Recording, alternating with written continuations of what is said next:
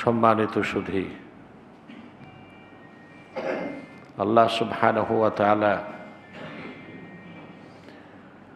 রমাদানুল মুবারক এ মহিমান্বিত মাসে সিয়াম সাধনাকে ফরজ করেছেন। আলহামদুলিল্লাহ।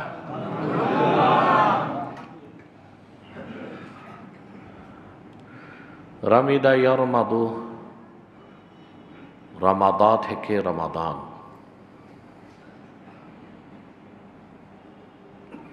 এর মানে হচ্ছে জ্বালানো, পোড়ানো, জলসানো। আগুনে জ্বালিয়ে পুড়িয়ে আকরিক থেকে খাঁটি লোহা যেমন বের করা হয়, আগুনে জ্বালিয়ে পুড়িয়ে আকরিক স্বর্ণ থেকে খাঁটি স্বর্ণ যেভাবে নিষ্কাশন করা হয়, ইমানদার মমিন মুসলমান এই এক মাস রোজা রাখার মাধ্যমে গুনাহগুলোকে জ্বালিয়ে সে একজন পুত পবিত্র খাঁটি মমিন বান্দা হতে পারে। এই জন্য এই মাসটিকে বলা হয় শাহরু রমাদান। সুবহানাল্লাহ।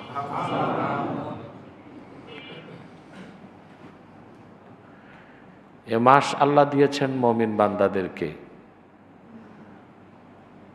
তারা যেন আত্মশুদ্ধি করতে পারে, আত্ম উপলব্ধি করতে পারে, সেজন্য আত্মপরিচয় জানতে পারে। এই পৃথিবীতে তার সৃষ্টির মূল লক্ষ্য এবং উদ্দেশ্য কি? আল্লাহর ইবাদত। এই একটি মাস রমাদানুল মুবারকের প্রতিটি ঘন্টার প্রতিটি মিনিট আমাদেরকে মনে করিয়ে দেয় আমরা মহান আল্লাহর গোলামিতে নিয়োজিত থাকব। ঠিক না? একেবারে সাহরি থেকে শুরু পরের দিন সাহরি পর্যন্ত আল্লাহর হুকুম মানার এক সুশৃঙ্খল কর্মসূচি। সুবহানাল্লাহ। তবে মুমিনের জন্য। কার জন্য? অবিশ্বাসীর কাছে রমজান ছাড়া আর রমজান কি পার্থক্য? অবিশ্বাসী কিংবা নাফরমান প্রকৃতির মানুষ তো অনেকটা পশুর মতোই। খাঁটি ইমানদার মমিন রমজানের আগমনে তার অন্তরে আনন্দের ঝড় শুরু হয়।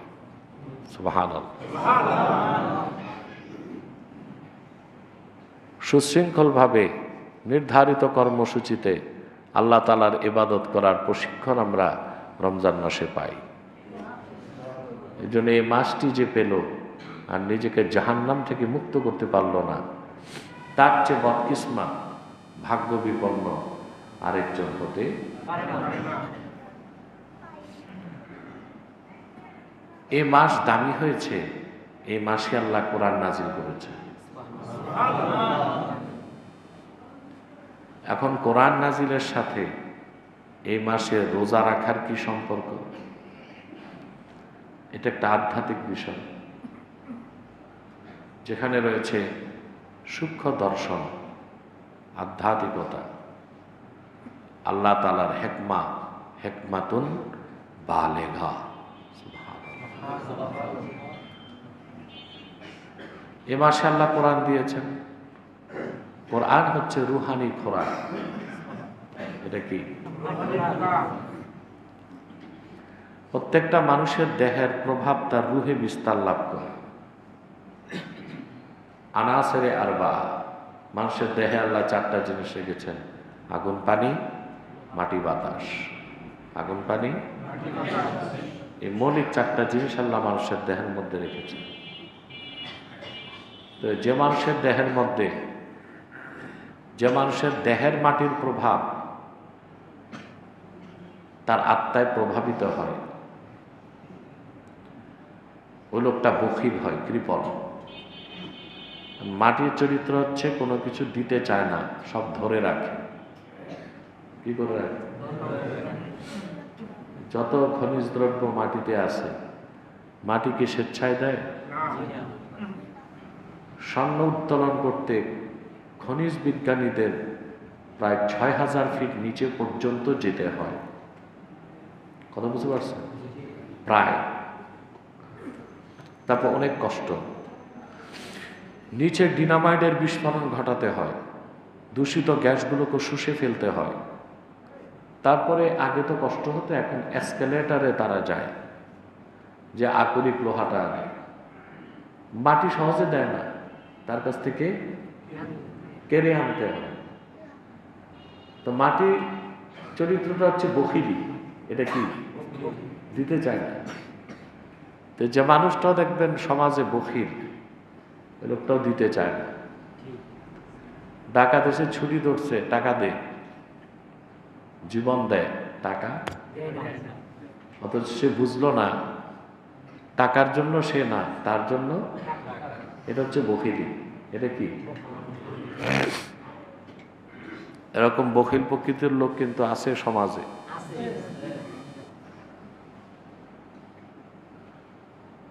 মাটির অন্যতম বৈশিষ্ট্য।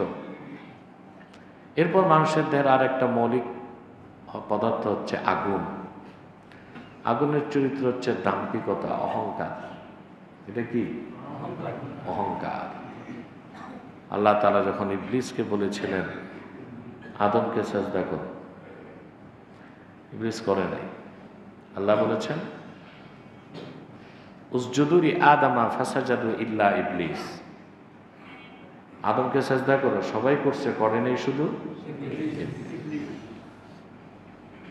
সে বিনয়ের সাথে আল্লাহর কাছে যুক্তি তুলে ধরছে, আনা খায়রুম মিনহু খালাকতানি মিন নার ওয়া খালাকতাহু মিন তিন। আল্লাহ, আমি তো তার চেয়ে শ্রেষ্ঠ, আমাকে আগুন দিয়ে তৈরি করেছ, আদমকে মাটি থেকে, মাটি থেকে আগুন উপরে। এই যে দাম্ভিকতা, সেজন্য সে অহংকার করলো, আল্লাহর ইবাদত করতে পারে নাই, লানত প্রাপ্ত হয়ে গেল। পরবর্তীতে ইবলিস তওবা করে নাই, কিন্তু আদম তওবা করছে। ইবলিস আল্লাহ তাআলার একটা হুকুম মানে নাই, হয়ে গেছে ইবলিস। আদমও ইবলিসের প্ররোচনায় আল্লাহর একটা হুকুমই তো মানতে পারে নাই। কথা বলা। আল্লাহ আদম আর হাওয়াকে বলেছিলেন ওয়াকুলনা ইয়া আদম উসকুন আনতা ওয়া যাওজুকাল জান্নাতা ওয়া কুলা মিনহা রাগাদান হাইসু শি'তুমা ওয়া লা তাকরাবা হাযিহি শাজারা ফাতাকুনা মিনাজ জালিমিন। হে আদম, তুমিও তোমার স্ত্রী পরমানন্দে বেহেশতে বসবাস করো, আর এই একটি বৃক্ষের কাছেও এই একটা হুকুমই তো মানতে পারেনি। ইবলিস আল্লাহর হুকুম অমান্য করছে কয়টা? আদমও আল্লাহর হুকুম অমান্য করছে কয়টা? ইবলিস আল্লাহর হুকুম অমান্য করছে অহংকারের কারণে,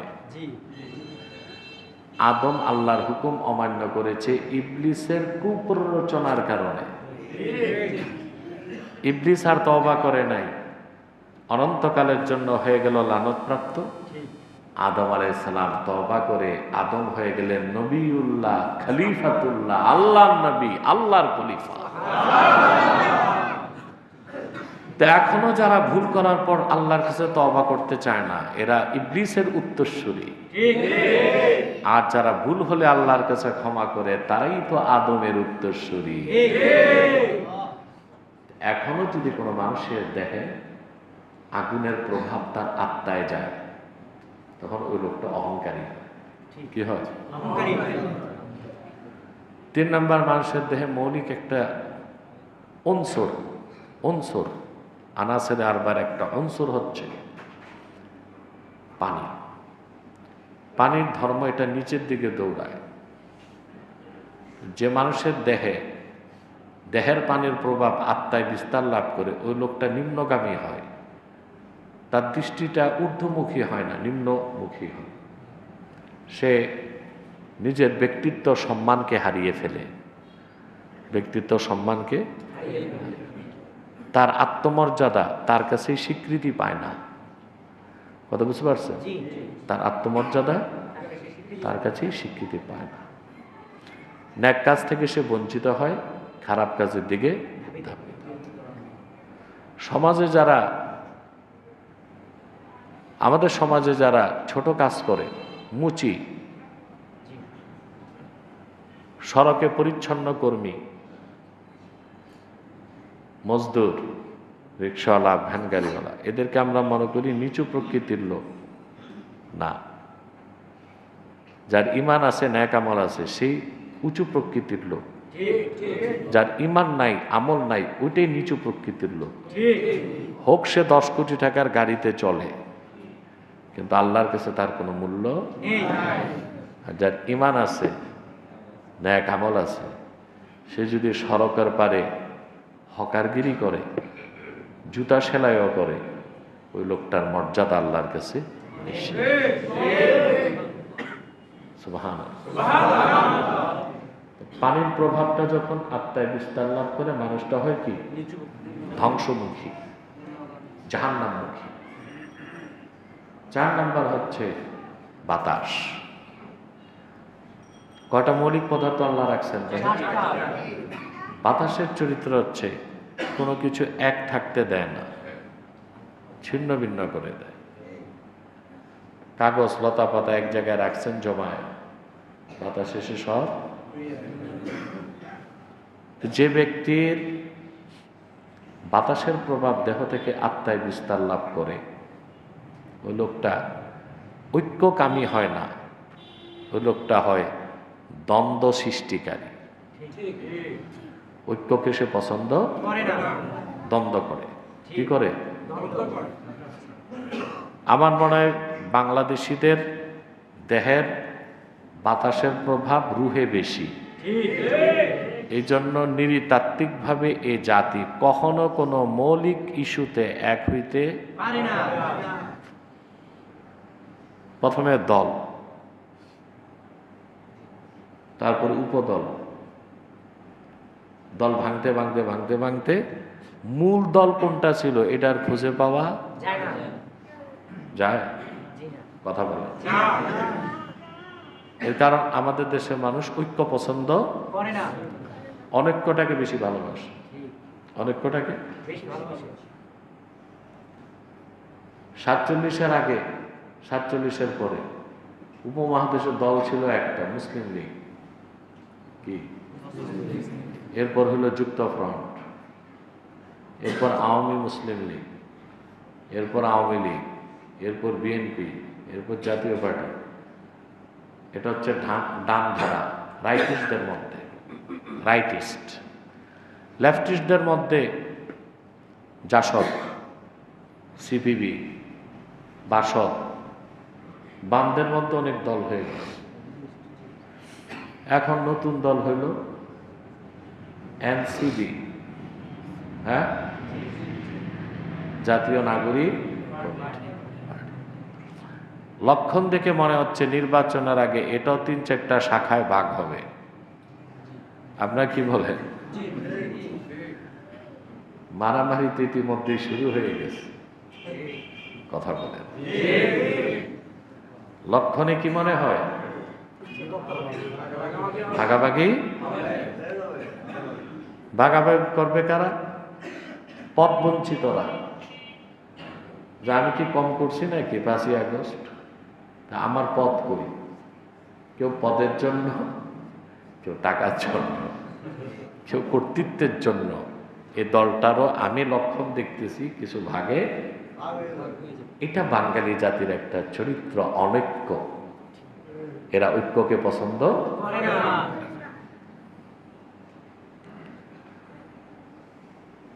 এদেরকে ঐক্যবদ্ধ রাখা যায় একটা ফর্মুলায়, যদি ফ্রি খাবার দেওয়া যায়।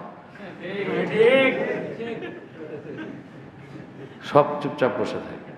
সেখানেও ঐক্য বেশি সময় টিকে না। খাবার বন্টনের সময় কারাকারি শুরু হয়, তারপর হয় মারামারি, শুরু ভাগ।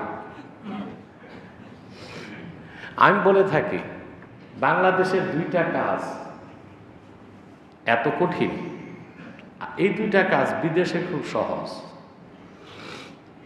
বলবো?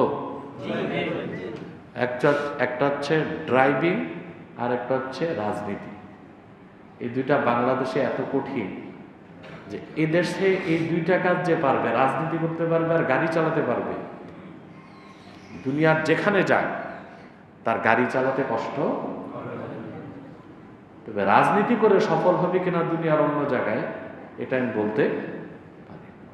এই দেশে এই দুইটা কাজ খুব কঠিন। বিদেশে রাজনীতি খুব সহজ, যোগ্য মানুষ রাজনীতিতে যায়, নিয়ম মোতাবেক রাজনীতি করে। বাংলাদেশে কঠিন। এদেশে রাজনীতি করতে প্রথম লাগবে আপনাকে সস্তা জনপ্রিয়তা। এই সস্তা জনপ্রিয়তার জন্য আপনাকে প্রচুর টাকা খাওয়াইতে হবে সাংবাদিকদের। তারপর আপনার লাগবে দুর্মুজ বাহিনী। এটা ছাড়া রাজনীতি করতে, দুর্মুজ বাহিনী পালতে আপনার লাগবে অবৈধ পয়সা। এরপর আপনাকে ঠ্যাক দিতে লাগবে পিস্তল বাহিনী। তারপরে আপনাকে নির্বাচনের আগে যেভাবে মাঠ চষতে হবে, বাড়ি বাড়ি যে নির্বাচনের আগে ভোগ আর ভাতা দিতে হবে, এরকম পলিটিক্স ওয়ার্ল্ডে কোথায় আছে? এটা বাংলাদেশে কঠিন না রাজনীতি? আরেকটা কাজ কি কঠিন? ড্রাইভিং। কাপ্তান বাজার, গুলিস্তান আর নবাবগঞ্জ, এই জায়গায় যে গাড়ি চালাতে পারবে সে কি ওয়াশিংটন, কি লন্ডন, কি ফ্রান্স, সব জায়গায় গাড়ি চালাবে। এখানে কোনো ট্রাফিক নিয়ম নাই। এত পদের গাড়ি দুনিয়ার কোন রাজধানীতে আছে? বাস, ট্রাক, রিক্সা, ভ্যান গাড়ি, ঠেলা গাড়ি সব আছে। গাড়ি আর মানুষ একই জায়গায় একই সাথে চলে। এটা বাংলাদেশ। হিলারি ক্লিন্টন এসেছিল বাংলাদেশে কয়েক ঘন্টার জন্য। দেশে যে লিখছে তার আত্মজীবনীতে, বাংলাদেশে তার সবচেয়ে আশ্চর্য লাগছে মানুষ আর গাড়ি একসাথে চলে। এটা পৃথিবীর কোথাও। আমরা বিশ্বমানের একটা রাজধানী বানাইতে পারলাম না। এই হচ্ছে আমাদের অর্জন। আমাদের পাশের দেশগুলোর রাজধানীগুলো দেখেন, এই যে ভিয়েতনাম 20 বছর যুদ্ধ করছে, রাজধানী দেখেন কত পরিপাটি রাখছে। তার চেয়ে ডেভেলপ হচ্ছে ব্যাংকক, তার চেয়ে অনেক ডেভেলপ হচ্ছে সিঙ্গাপুর। এরা সব আমাদের 1-2 বছর আগে স্বাধীন হয়েছে না 1-2 বছর পরে। কোথায় চলে গেছে তারা? আর আমরা এই 53 বছরে আগে দেশ শাসন করছে ডাকাতরা, পাক বাহিনী, পাকিস্তানিরা, ওটি ছিল ডাকাত। আর দেশ স্বাধীনের পর পাইছে চোর। ডাকাতির যুগ গেছে, তারপরে শুরু হয়েছে এই চুরি চলছে। হেনরি কিসিঞ্জার বলছিল 72 সালে বাংলাদেশকে তলাবিহীন ঝুড়ি, আর 2024-এ এসে আমরা পাইছি ঝুড়িবিহীন তলা। আগে ঝুড়ি ছিল, তলা ছিল না, এখন তলা আছে। আমি বলেছিলাম না পাচার হওয়া একটা টাকাও ফেরত আনা যাবে না? কখন বলছিলাম? আগস্ট মাসে। কবে? 5ই আগস্টের পর। এখন আর বিদেশ থেকে টাকা আনার কোনো বুলি শোনেন? কথা বলেন, এ সম্ভব না। কারণ এগুলো গেছে চুরি যারা করছে ওদের উস্তাদদের কাছে। একটা কথা আছে না, উস্তাদের মায়ের শেষ রাইতে? কথা বলেন। তো চোরের উস্তাদ যারা, এগুলো তো বসে আছে সুইস ব্যাংকে। কোথায়? আমেরিকায়, বুঝলেন, লন্ডন। তো এরা তো উস্তাদি করে টাকা দিবে না, রেখে দিবে। আমার তো ভয় লাগতেছে জেলে যে নেতাগুলো আছে এরা বাড়ি হারাইছে, গাড়ি হারাইছে, এখন নারী হারাবে। এদের বউগুলো এদেরকে ছেড়ে দিবে, দেখবেন শাস্তি হলে। বউ থাকবে কেন? কথা বলো। সবই গেল। খাসিরু ফিদ দুনিয়া ওয়ালা আখেরা, আখেরা তো গেল। এই রাজনীতি করার চেয়ে না করাই তো দুইটা কাজ বাংলাদেশে কঠিন, বিদেশে একটা ড্রাইভিং আর একটা কি রাজনীতি। তা আমরা বাস দল বানাই, দল গঠন করি, দল ভাগ করি, এই হচ্ছে আমাদের কাজ। তো কয়টা প্রভাব? আগুনের একটা, মাটির একটা, পানির একটা, বাতাসের একটা। এই সকল প্রভাব থেকে রূহকে পবিত্র করার জন্যই 1 মাস ব্যাপী রোজা। আর সেই পবিত্র রূহের খোরাক হলো 30 পারা কোরআন। সেজন্যই রমজানে নাজিল হয়েছে কোরআন। আর রমজানের 1 মাস রোজা রাখাকে আল্লাহ উম্মতের জন্য ফরজ করে দিয়েছে। বুঝাতে পারলাম? হ্যাঁ, সুবহানাল্লাহ। পবিত্র আত্মার জন্য স্বর্গীয় খোরাক হচ্ছে কোরআন। ইহকালীন কল্যাণ ও পরকালীন মুক্তির জন্য দিকে নির্দেশনা হচ্ছে কোরআন।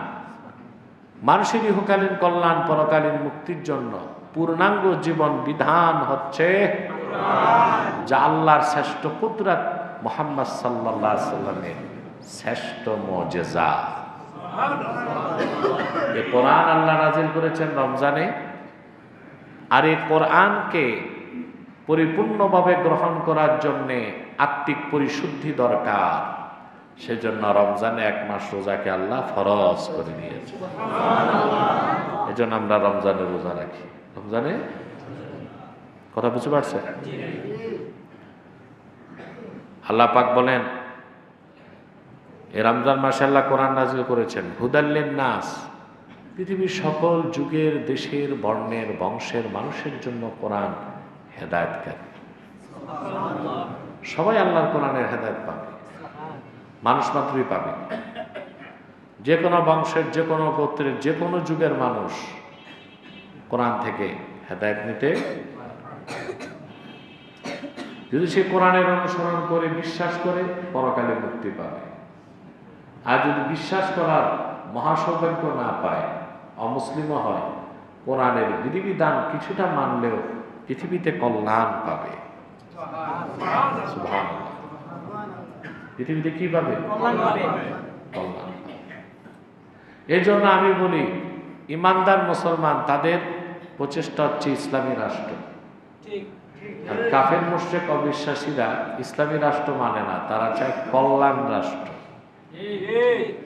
কল্যাণ রাষ্ট্র যারা চায় তারাও হেদায়েত নিতে হবে কোরআন থেকে। আর ইসলামী রাষ্ট্র যারা চায় তাদের উপর তো ফরজ আল্লাহর কোরআনের নীতিতে দেশ ও রাষ্ট্র তৈরি করবে। ঠিক কিনা? আল্লাহ তার হাবিব মুহাম্মদ সাল্লাল্লাহু আলাইহি ওয়াসাল্লামের মাধ্যমে ১৫০০ বছর আগে পূর্ণাঙ্গ, পরিপূর্ণ, অপরিবর্তনীয় সংবিধান আল কোরআন দিয়েছে। আর গণতন্ত্র কি করে? গণতন্ত্রের কাজ হচ্ছে এটা বিভিন্ন যুগে নতুন নতুন ধর্মগ্রন্থ দেয়, ওইটা তাদের রচিত সংবিধান। তাদের রচিত সংবিধান, এটা তারাই বানায়, তারাই খায়, তারাই বানায়। এটা হয়ে গেছে হিন্দুদের মূর্তি পূজার মতো। হিন্দুরা নিজ হাতে ওদের কল্পিত খোদা বানায়, আবার নিজ হাতে তাদের খোদাকে পিটায়।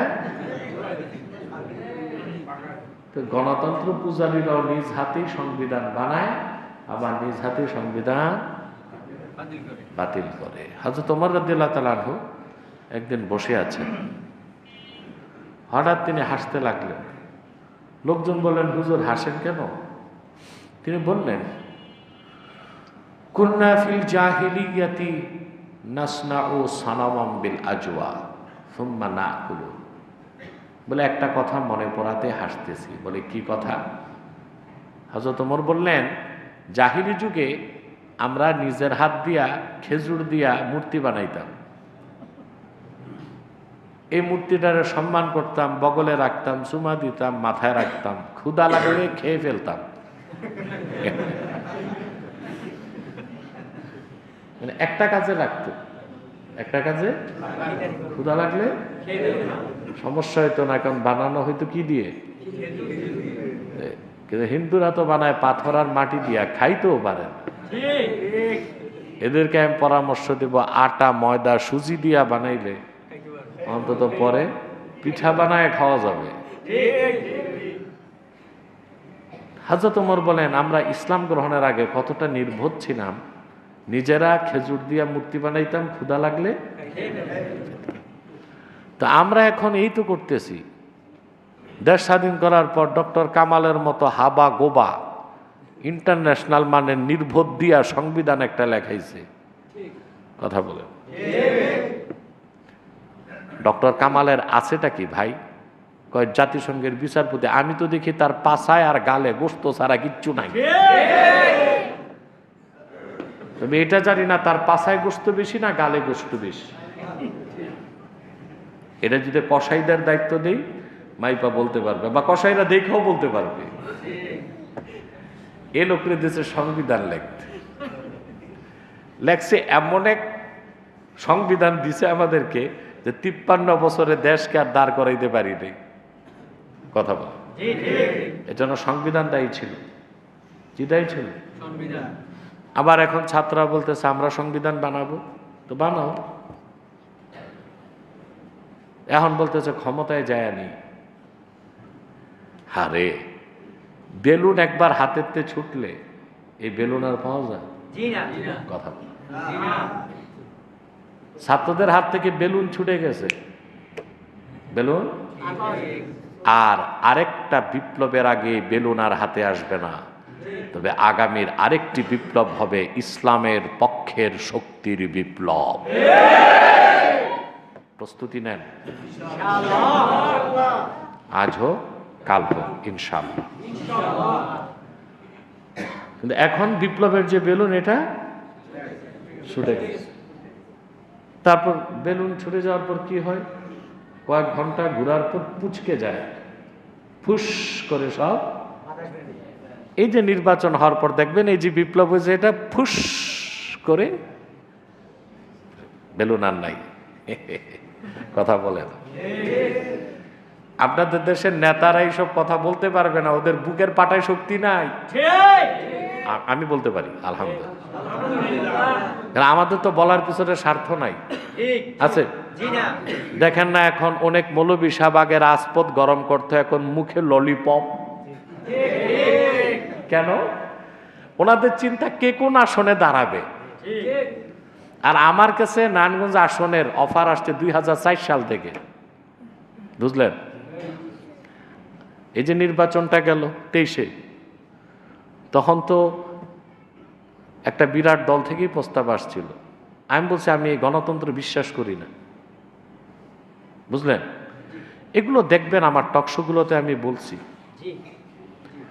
এই সাতার এমপি হইতে যায়া এ লক্ষ লক্ষ খেলাফায় বিশ্বাসী মুসলমানের কলিজায় আঘাত দিব, এর আগে মৃত্যু ভালো।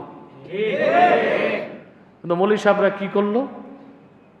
আগের সরকারের আমলে নাস্তিকদের বিরুদ্ধে হুঙ্কার দিয়েছে, আর এখন যে দুই কুখ্যাত নাস্তিক রাখাল রাহা আর গালেব, এই দুই নাস্তিকের বিরুদ্ধে তাদের কোনো বক্তব্য নাই। তাদেরকে তোমরা আগে হুঙ্কার দিতা, কোনো স্বার্থ ছিল? যে আল্লাহর জন্যে, আল্লাহর দিনের স্বার্থে যে হুঙ্কার দেয় তার নীতি আগে যা থাকবে পরেও। মুনাফিকি চরিত্র, আলেমের চরিত্র না, জালেমের চরিত্র। তো মনে করবেন না 2-4-10টা মৌলবী দেশের সব মুসলমানের প্রতিনিধিত্ব করে। হাজার হাজার আলেম ওলামা, পীর মাশায়েখ, মুহাদ্দিস, মুফাসসির বাংলাদেশে আছে। মিডিয়া যাদের চিনে না, পত্রিকায় যাদের নাম নাই, নির্জনে নিভৃতে তারা আল্লাহর দ্বীনের খেদমত করতেছে।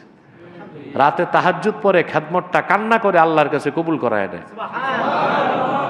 তারাই 14 কোটি মুসলমানের নেতৃত্ব দিচ্ছে পর্দার অন্তরালে থেকে।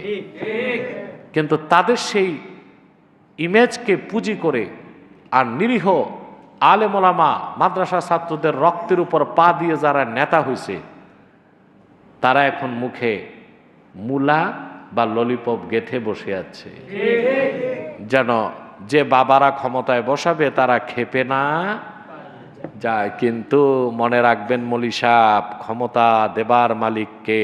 আল্লাহ। দেবার মালিক আল্লাহ। আমি আমার বক্তব্যে, ভাষণে, সেমিনারে, সিম্পোজিয়ামে বলে যাচ্ছি, আমাদের কাজটা এতটুকু। কথা বলেন। আল্লাহ আমাদের কবুল করুক। তো এই রমজান মাসে আল্লাহ তাআলা সুবহানাল্লাহ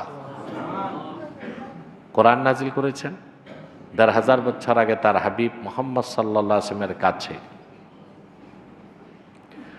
আর এই রমজান মাস, পুরা মাসটা আল্লাহ তাআলা তার হাবিব আখিরি নবী মুহাম্মদ সাল্লাল্লাহু আলাইহি ওয়াসাল্লামের উম্মতের উপর রমজানে রোজাকে ফরজ করে দিয়েছে। আমরা রোজা রাখি, কোরআন হাদিসে এটা আসে নাই। রোজা ৩০টা আসছে, এক মাস রোজা ২৯টাও হইতে পারে, ৩০টা। বুঝেন নাই? ভণ্ড পীর ফকির আছে না দেশে কিছু, আউল বাউল ফাউল আছে। এই ভণ্ড পীর হারামজাদাগুলো বলে ৩০ রোজার কথা কোরআনে কোথায় আছে? আমি বলি, আরে ৩০ রোজার কথা কোরআনেও নাই, হাদিসেও নাই, এক মাস রোজার কথা আছে। ওই মাসের নাম কি? ২৯ হইতে পারে, তবে ২৮০ হবে না, ৩১ হবে না। এটা রোজা, রমজানের রোজা ফরজের সাবাব ইতিয়ানু শাহরি রমাদান, এন্ট্রি অফ মান্থ অফ রমাদান। রমজান মাসের আগমনটাই রোজাকে ফরজ করে বলেন আল্লাহ। সেটাই বলেছেন, শাহরু রমাদান আল্লাযী উনজিলা ফীহিল কুরআন। রমজান মাসে রোজা ফরজ করা হয়েছে যে মাসে কোরআন নাজিল হয়েছে। প্রত্যেকটা ফরজের একটা সবব থাকে। কি থাকে? সবব, আসবাব, সবব, আসবাব। যেমন আপনি এখন জুমার নামাজ পড়বেন,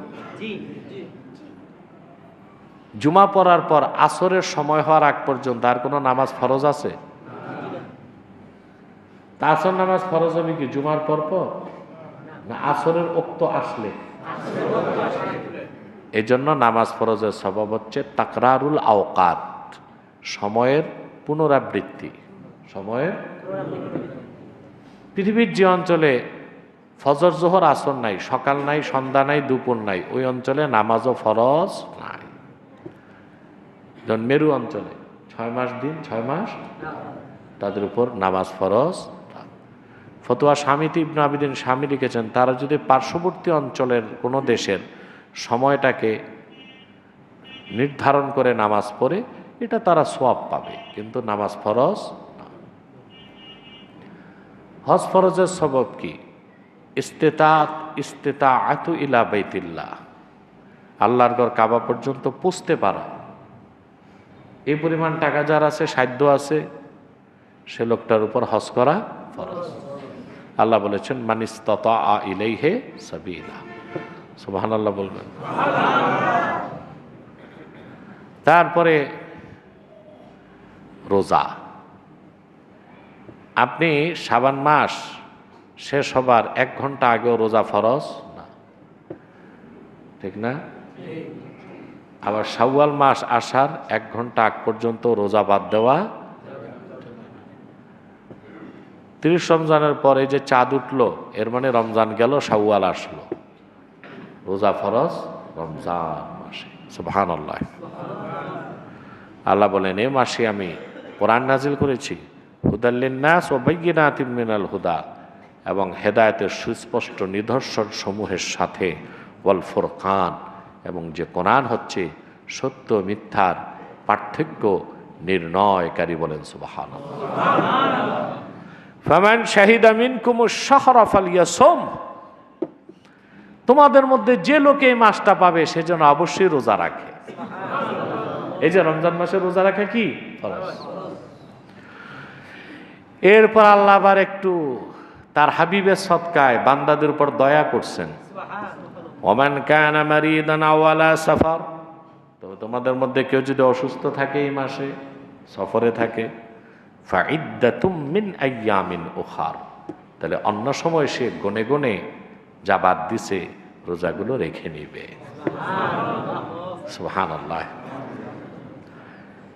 ইউরিদুল্লাহু বিকুমুল ইউসরা ওয়ালা ইউরিদু বিকুমুল উসরা, আল্লাহ তোমাদের জন্য সহজটা চান, কঠিনটা চান না।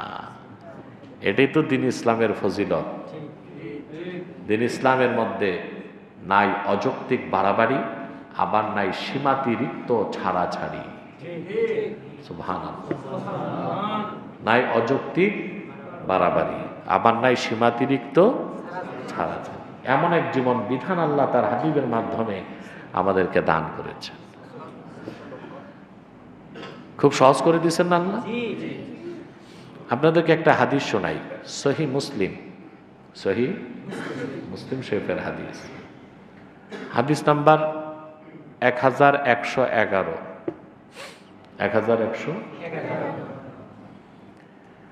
এক ব্যক্তি সাহাবী রমজান মাসে আল্লাহর হাবিব সাল্লাল্লাহু আলাইহি ওয়াসাল্লামের কাছে দৌড়ে আসলো, এসে বলল, ইয়া রাসূলুল্লাহ সাল্লাল্লাহু আলাইহি ওয়াসাল্লাম, হালাকতু, আমি হালাক হয়ে গেছি। আল্লাহ হাবিব সাল্লাল্লাহু আলাইহি ওয়াসাল্লাম বললেন, মা আহলাকাকা, কোন জিনিস তোমারে ধ্বংস করলো? সাহাবী বললেন, রমজান মাসে আমি স্ত্রীর সাথে দৈহিক সম্পর্ক করেছি রোজা রেখে।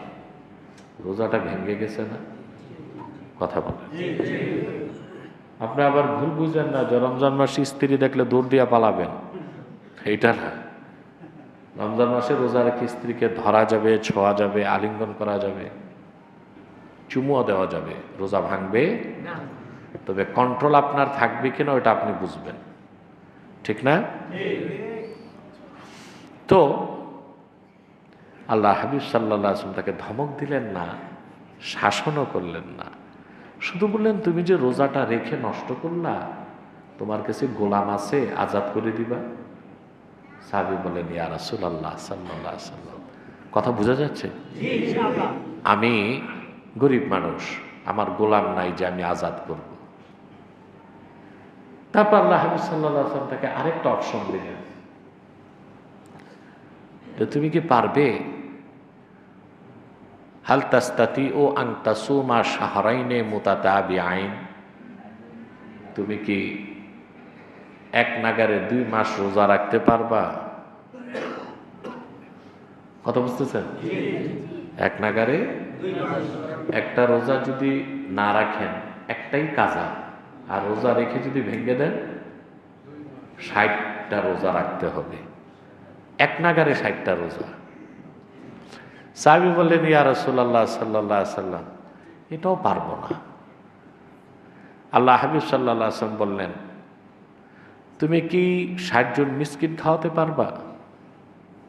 এটা তৃতীয় অপশন। সাহাবী বলেন, ইয়া রাসূলুল্লাহ সাল্লাল্লাহু আলাইহি ওয়াসাল্লাম, আমি নেহায়েত গরিব মানুষ, 60টা মিসকিন খাওয়াবার সাধ্য আমার নেই। এমন সময় আল্লাহ হাবিব সাল্লাল্লাহু আলাইহি ওয়াসাল্লামের কদমে খেজুর হাদিয়া আসলো, খেজুরের স্তূপ। আল্লাহর হাবিব সাল্লাল্লাহু আলাইহি ওয়াসাল্লাম ওই সাহাবী যার কাফারা ওয়াজিব, তাকে বললেন, সব খেজুর নিয়ে যাও, গরিবদেরকে বন্টন করে কাফারা আদায় করো। সাহাবী বললেন, ইয়া রাসূলুল্লাহ সাল্লাল্লাহু আলাইহি ওয়াসাল্লাম, কেমন গরিবকে দিব? আমার চেয়ে একটু বেশি গরিব না আমার চেয়ে কম গরিব? এই কথা শুনে আল্লাহর হাবিব বেহেশতি হাসি হাসলেন। সাহাবী বলেন, হাত্তা বাদাত আনয়াবুহু, আল্লাহর হাবিব সাল্লাল্লাহু আলাইহি ওয়াসাল্লাম এমন বেহেশতি হাসি হাসলেন যে আল্লাহর হাবিবের মারির দাঁত মোবারকে নূরও ফুটে উঠল। এরপর আল্লাহর হাবিব বলেন, যাও, এই সব কাফারার যে গারামা, জরিমানা, তোমার কাফারার জন্য যা দিলাম সব নিয়ে তুমি তোমারই পরিবার পরিজনকে খাওয়াও। যার পানিশমেন্ট কাফারা, সেই, এর নাম ইসলাম। এজন্য আল্লাহ বলেন, ইউরিদুল্লাহু বিকুমুল ইউসরা ওয়ালা ইউরিদু বিকুমুল উসর, আল্লাহ তোমাদের জন্য সহজটা চান, কঠিনটা চান। ওয়ালি তুকমিলুল ইদ্দাহ, আল্লাহ চান তোমরা যেন সংখ্যা পুরা করতে পারো রোজা রাখার ক্ষেত্রে। ওয়ালি তুকাব্বিরুল্লাহ আলা মা হাদাকুম, আর আল্লাহ যে তোমাদেরকে হেদায়েত করছেন ওই কারণে তোমরা যেন আল্লাহর বরত্ব ঘোষণা করতে পারো। হেদায়েত কে করছেন? আমাদের। যে রোজা রাখে না, যদি মমিন মুসলিম হয় তাকে আপনি ঘৃণা করবেন না, রোজা রাখে না ওই পাপটাকে ঘৃণা করবেন। বুঝেন নাই?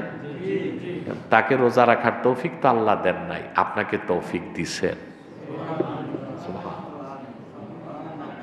যে লোকটা নামাজ পড়ে না, সে যদি মুসলমান হয় তাকে ঘৃণা করবেন না, নামাজ পড়ে না ওই গুনাহটাকে ঘৃণা করবেন। কারণ আপনাকে নামাজ পড়ার তৌফিক কে দিছেন? সুবহানাল্লাহ। বেশি বেশি আল্লাহ বরত্ব ঘোষণা করবেন। ওয়ালাআল্লাকুম তাশকুরুন, এবং যেন তোমরা আল্লাহর শুকরিয়া আদায় করতে পারো। তো রমজানের রোজা রাখতেছেন তো ঠিকঠাক মতো? আল্লাহ কবুল করুক। আরে ভাই, রমজানের রোজার সওয়াব কি তা বলার কোনো শব্দ তো নাই আমাদের কাছে। হযরতে আবু হুরায়রা রাদিয়াল্লাহু তাআলা আনহু বর্ণনা করেছেন,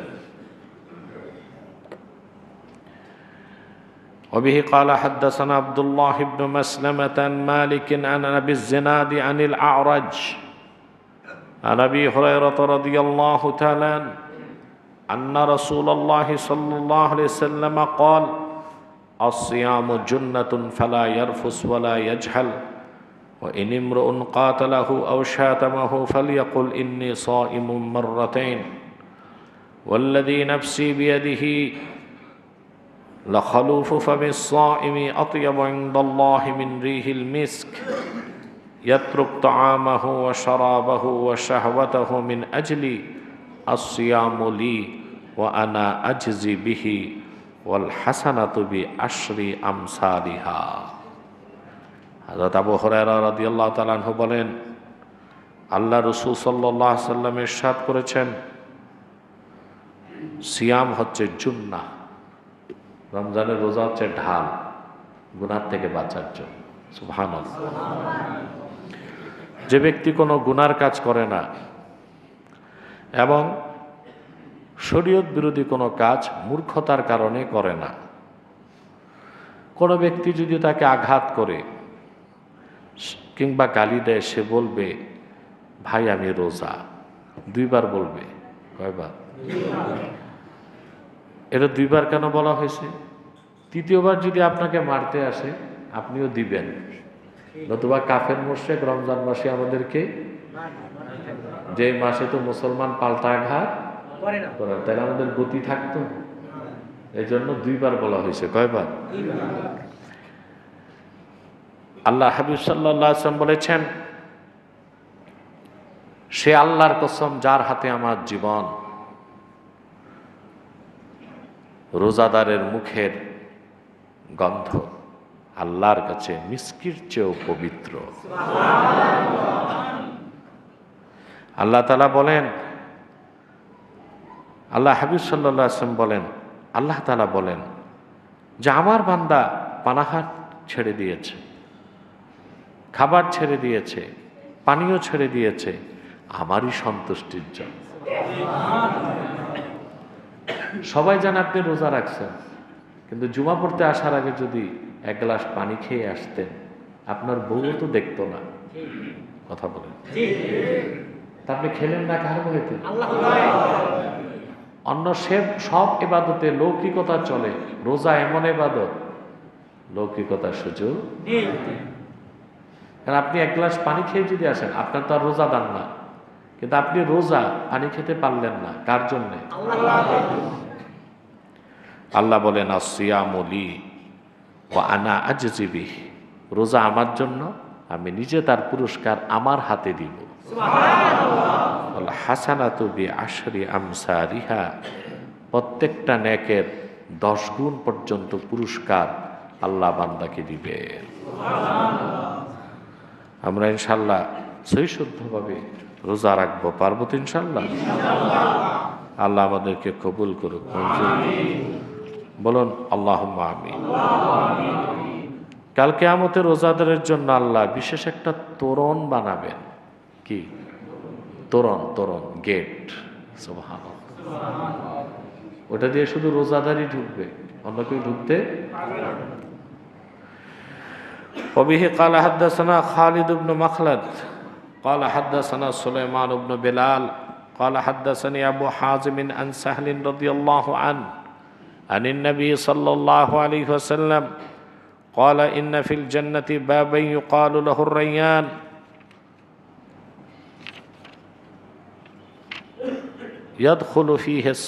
يدخل منه الصائمون يوم القيامة لا يدخل أحد غيرهم يقال له أين الصائمون فيقومون لا يدخل منه أحد غيرهم فإذا دخلوا أغلق فلم يدخل منه أحد আল্লাহর জান্নাতে একটা দরজা আছে, তার নাম রাইয়ান।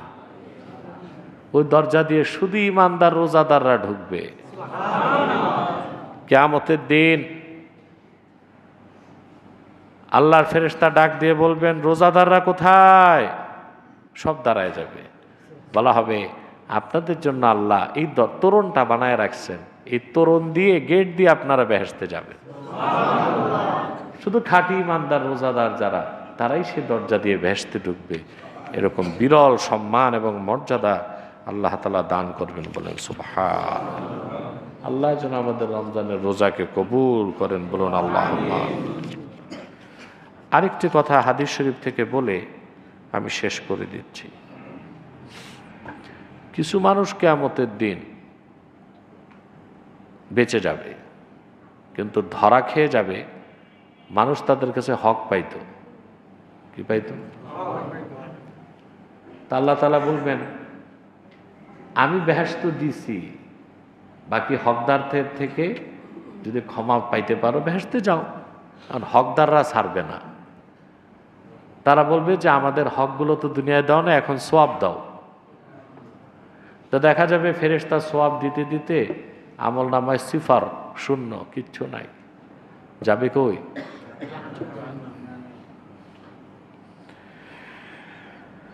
তো এই ক্ষেত্রে রোজাদারের বেঁচে যাবার একটা সম্ভাবনা আছে। বেঁচে যাবেই তা না, একটা সম্ভাবনা। খুব বেশি হক যে মারবে, খুব বেশি হক মারে না মানুষের। এর তো নামাজ রোজা কিছু করার তৌফিকই হয় না, হয় না। কিন্তু কিছুটা হক নষ্ট হয়ে গেছে মানুষের আপনার দ্বারা। আপনি যদি খাঁটি ইমানদার রোজাদার হন, রোজার বদলায় বেঁচে যাবে। সেটা হচ্ছে আপনার ইমাম বাইহাকি হাদিসটি রওয়ায়াত করেছেন। ওয়ারাওয়া যালিকাল বাইহাকি মিন তরিক ইসহাক ইবনে আইয়ুবা من طريق إسحاق بن أيوب عن حسان الواسطي عن أبيه عن أبي أعينة। ইমাম বাইহাকি বিশুদ্ধ সনদে হাদিসটি বর্ণনা করেছেন। إذا كان يوم القيامة يحاسب الله عبده ويؤدي ما عليه من المظالم من عمله حتى لا يبقى له إلا الصوم। কাল কিয়ামতের দিন আল্লাহ তাআলা বান্দাদের হিসাব নেবেন, বান্দার হিসাব নেবেন। তো বান্দার হিসাব নিয়ে আল্লাহ যখন দেখবেন আল্লাহর হকগুলো আদায় করছে, আল্লাহ তাকে মুক্ত করে দিবেন। আর বান্দার হক যেগুলো মারছে, ওগুলো আল্লাহ তাআলা কিভাবে হিসাব করবেন? আল্লাহ বান্দার আমল থেকে হকদারদেরকে সওয়াব দিতে থাকবেন। বুঝলেন? কিন্তু রোজার সওয়াবটা আল্লাহ প্রকাশ করবেন না, এটা আল্লাহ গোপন রেখে দিবেন বাঁচার জন্য। এই রোজা হবে বুস্টার। কি হবে? সুবহানাল্লাহ। ফায়াহতামিলুল্লাহু মা বাকি আলাইহি মিনাল মাযালিম ওয়া ইউদখিলুহু বিসাওমিল জান্নাহ। হকদাররা তো চলে যাবে, আল্লাহ বলবেন, বান্দা তোর তো কিচ্ছু নাই আমল নামায়, কিন্তু রোজার সওয়াবটা তো আমার ফেরেশতা লিখতে পারে নাই, ওটা আমার কাছে আছে। এই রোজার সওয়াব দিলাম, তুই বেহেশতে যা। সুবহানাল্লাহ। এখন কথা হচ্ছে, আপনাকে রোজাটা তো রোজার মতো হইতে হবে, না উপবাস করবেন? রোজার মতো হইতে হবে। তাই প্রত্যেকটা আমল যদি নিখুঁতভাবে করেন, কোনো একটা দিয়া পার পেয়ে যাবেন। কোনো ইবাদত অবহেলা করতে নাই, বড় হোক ছোট। সুবহানাল্লাহ।